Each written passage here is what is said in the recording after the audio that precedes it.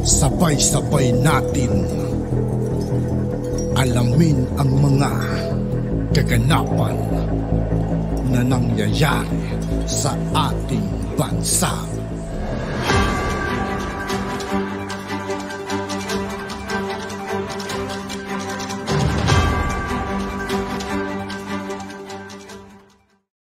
Yo, what's up mga kaibigan? This is I2K po again. Ngayon nandito naman ulit tayo sa channel ni Banat News Update. Dito naman ulit tayo magbibigay ng komento at reaksyon. Kaya samahan nyo guys, let's go! Pag-uusapan natin yan. Ito po, no? Sinabi po ni dating Senador Trillanes na si Duterte talaga ang traidor. Yan po ang sinabi niya sa programa nito ni Christian Esguerra. Ngayon lang, kanina lang po. Yan, punto per punto, sasagutin po natin kung bakit po nasabi ni Senador Trillanes, dating senador. Walang nga talaga Trillanes mga kaibigan. Ano? Hindi pa rin makamove on kay Tatay Digong. Hanggang ngayon mga kaibigan, masama pa talaga yung loob niya. Na si Duterte talaga may kasalanan niyan lahat na. Dahil nagsalita na nga po eh. Okay. Ngayon naman, akala ko talaga yan yung laman no, ng sasabihin ni Trillanes. Kasi yan yung pinag-uusapan eh. Di ba? Kung bakit niya sinabi, sa pamagat kasi nakalagay, si Duterte talaga ang traidor. Yan po yung pamagat. Kaya pinakinggan ko naman yung usapan nila ni Esguerra. Napakalayo po ng mga pinagsabi nito ni Trillanes.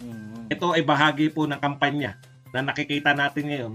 Kampanya po laban kay Duterte, laban po kay Sara Duterte, at laban po kay Pangulong Marcos. Nakahanap po, alam niyo naman itong mga kakamping dilawan, yung mga kakamping niya ni Trillanes, nakahanap po sila ng kampanya, no, na tuloy-tuloy para manira sa mga Duterte at sa mga Marcos. Ito po yun.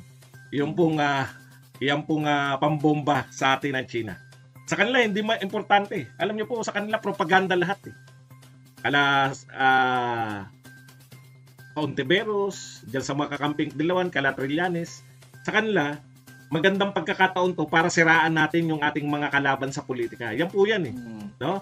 Patuloy na paninira. Bakit po dinadamay pa si Pangulong Duterte? Yan yung pwede nyo itanong, di ba?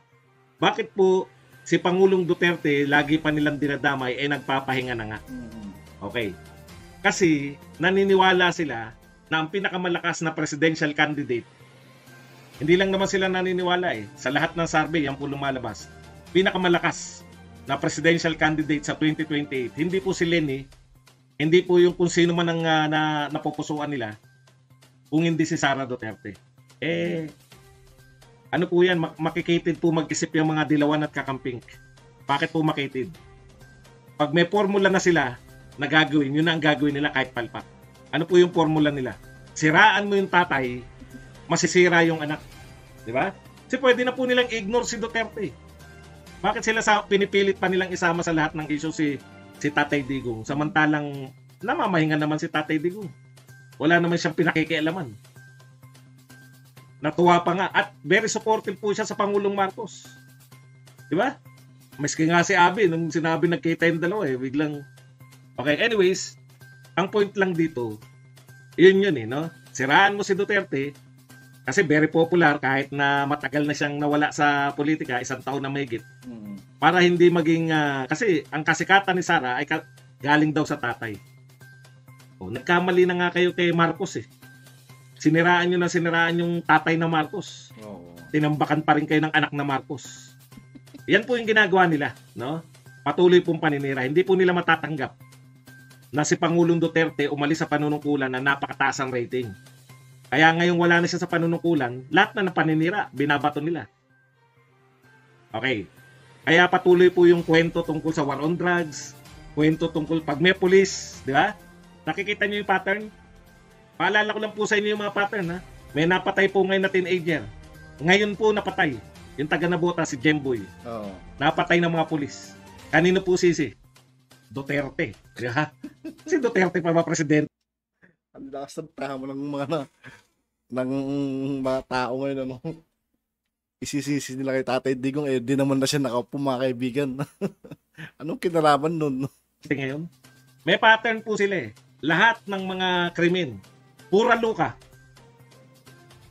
Dinideklara na lahat na ang dami na po, halos sangkatutak na pong probinsya, mga major provinces and cities, nagdedeklara na si Pura Luca ay persona non grata.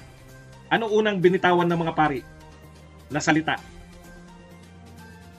Kasalanan to ni Duterte.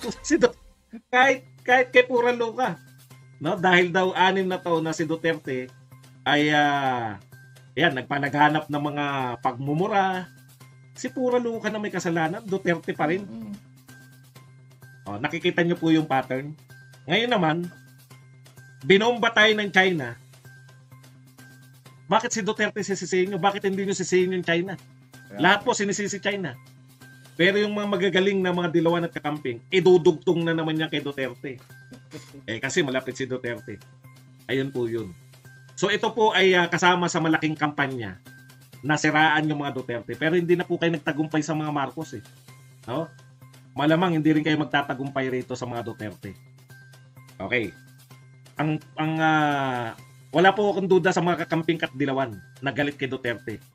Nagtataka lang ako sa mga kaalyado kaalyado, mga nagsasabing sila ay Marcos supporters. Bakit nakikigalit kayo sa mga Duterte? Hindi naman kayo dilawan. Hindi nyo ba narinig yung sinabi ni Senator Aimee? Kung bakit sila nanalo, malaking dahilan yung pagbabalik ay upo ng mga Duterte sa kapangyarihan. Okay. Katulad ng pambobomba, katulad nung gawa ni Luka, sinisi kay Duterte. Napatay si Jemboy sa Nabutas, sinisi kay Duterte. Kada merong kaguluhan, sisisihin si Duterte. Yan din po. Sinisisi po si Duterte ngayon. Okay. Baka sabihin nyo naman, di ba, tama lang naman yung badong. Yan sila SAS, di ba? Supporter yan. Hindi po porket sinusuportahan nila si Duterte, yung pagiging pro-China nila SAS, wag nyo, isisisi nyo na kay Duterte. Kasama ba si Duterte nung nagpunta yung mga yan sa China? Hindi. May mga katawan po. Sabi nga sa inyo, sila nga eh. Di ba? Pinagmamalaki nga nila mga eksperto sila eh. May kanya-kanya pong buhay yan. Di ba natan nyo si SAS? Bakit nyo idadamay si Duterte? Kay SAS. Kung nagpo-pro-China si SAS ngayon, kung sabihin ni SAS, ako, kulto nga ako ni Digong. Pero nung sabihin ni SAS na mas may karapatan daw yung China at Vietnam sa Ayungin Shoal, kalokohan yan. Hindi po yan dahil Duterte supporter. Ang dami-dami nagsasabing Duterte supporter sila eh. Okay. Isa-isahin po natin. Ang akala kong ipapaliwanag ni Trillanes, yung mga dugtong, yung mga teorya na si Duterte talagang kausap ng China niyan. Hindi po eh. Ito po yung mga dati nang sinabi. Ito po ang mga sinabi ni Trillanes ha. Bakit traitor si Duterte? Una, pinahinto niya raw yung EDCA. Ikalawa, yung Pogo, pinapasok niya. Chinese po yun. Ikatlo, cell site. Chinese. Telco, third telco. Yung third telco daw ay China. Kaya nagtatayo raw ng cell site mismo sa mga military bases natin. Ikaapat,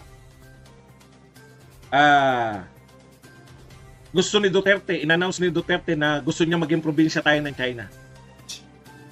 At yan po ang sinasabi ni Trillanes na dahilan. 6 na taon tayo na under ni Duterte. Kaya 6 na taon na sangkatutak controls ng China sa Pilipinas. Dahil po kay Duterte. Okay, di ba? Parang totoo, no? O, isa-isahin po natin. Yan po yung mga sinabi ni yung EDCA kasi enhance, enhance cooperation, parang ganun eh. Okay, yan po ay kasunduan natin with US. Tama. May dalawa po tayong existing na kasunduan sa US, yung EDCA at yung Visiting Forces Agreement. Okay, may pinahinto po ba si Pangulong Marcos? Si Pangulong Duterte? Sa salita ni Trillanes, alam naman ni Trillanes yan, wala pong pinahinto si Pangulong Duterte. Hindi po niya pinahinto. Trineten niya lang yung BFA. Iba po yung threaten, pagtitreten, at iba po yung pinahinto niya.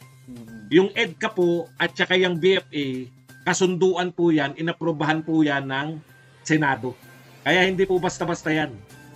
Pero ganun pa man, trineten sila ni Pangulong Duterte. Di ba?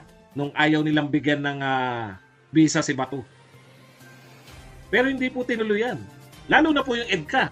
Wala po kayong makikita na kasulatan, presidential decree, na pinatigil ni Pangulong Duterte yung EDCA. Di ba? In fact, sa mga yung kumukontra sila sa EDCA, Isa yan sa sinasite ng kanilang ng kanilang mga kumukontra sa kanila. Bakit panahon ni Duterte may EDCA, bakit hindi naman pinatanggal ni Duterte? Enhanced Defense Cooperation Agreement. Yan. Meron bang EDCA nung panahon ni Duterte? Meron. Bakit meron? Kasi legal yun eh. Legal yun nakasunduan ng Pilipinas. Si Pangulong Duterte, kahit napaikutin nyo po ang mga ulo ng mga tao, siya po ay isang abogado. Siya po ay isang prosecutor. No? Maalam siya sa batas. Iginagalang po ni Pangulong Duterte yung batas. Kaya nga naunahan niya yung ICC. Tapos na. At yun nga po mga kaibigan, dito po nagtatapos ang ating reaction video. Muli ako po si I2K ng Sundalo ng Dunggalo at 811. Maraming salamat sa patuloy na pagsuporta. Yeah. Peace out.